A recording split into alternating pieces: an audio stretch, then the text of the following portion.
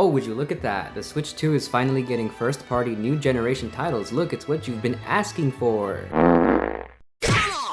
Yes, the new generation of Pokémon is going to be on the new generation of Nintendo consoles. This shouldn't be a surprise, nor is it a bad thing. I think it's safe to assume that the people complaining about this are mainly the Switch 1 owners who have yet to upgrade to the Switch 2. Hey, that's me! And subsequently, won't be able to play the new generation of Pokémon on the functioning system that they already own. But to those people, hear me out. There are likely two major reasons you haven't gotten a Switch 2 yet. One, there isn't enough you can do on a Switch 2 that you can't already do on a Switch 1. Two, it's expensive. Everything surrounding this console, surrounding Nintendo, has become almost as expensive as the SNES or NES era, accounting for inflation. However, wins and waves being on Switch 2 should clear reason number one. It's the new Nintendo content that you've been asking for. Is it going to cost upwards of $70 upon release?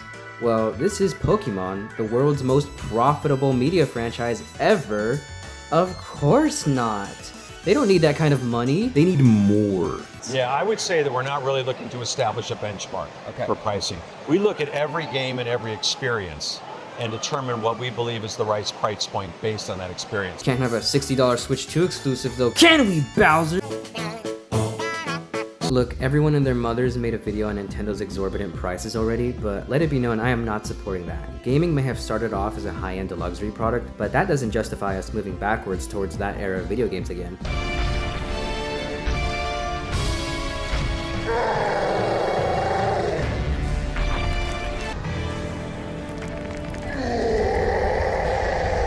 But anyway, I was very surprised to see anyone being upset at this. If it wasn't obvious, Winds and Waves being developed with backwards compatibility in mind would restrict the potential of the game. I'm actually quite surprised that they went with an exclusive launch instead of being cross-generation, because then they would have been able to cut a lot more corners and make a lot more money by making this game somehow playable on Switch 1. Oh shit, whoa! Whoa! It should be basic knowledge that older games can be played on practically anything, whereas newer ones require more power to run, reducing the amount of platforms they could release on to only the most capable devices. Assuming poor optimization isn't a factor, a game requiring more power is usually a sign that it has more content, ideally of higher quality, to offer. Taking a closer look at this trailer, it seems this will be the most graphically intensive Pokemon game yet. It's got wind and waves! Personally, I think this is still a substandard level of fidelity. Yeah, Pokemon's always emphasized style and art direction over technical quality, but you can have style and decent looking textures. They're not mutually exclusive. I know it's quite early to make blanket statements about this game. It's not even out yet, but from what we can see, this is still going to be a very Pokemon looking game. If this were to come out on the now 9-year-old Switch and the Swatch 2, I guarantee you there would still be uproar over this game's current visual state. Just look at how the PS5 was slandered for years for not having any games to its name, and by its name I do mean its name only.